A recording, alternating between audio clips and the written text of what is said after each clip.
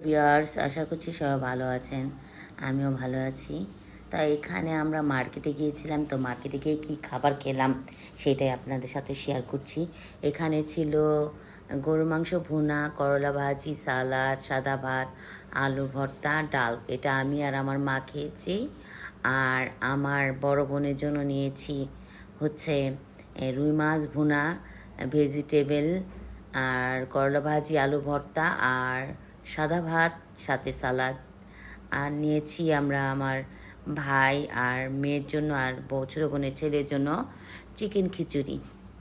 Chicken খিচুড়ি তো একটু ভালো ছিল, কিন্তু ডাল ভাত যে আমরা গরু মাংসতে খেয়েছি একদম বাজে ছিল। আর করলার ভাজির ইগুলো একদম ফেলেনি। বুঝতেই তো পারছেন মার্কেটের খাবারের মান আর কত ভালো হতে পারে, তাই না?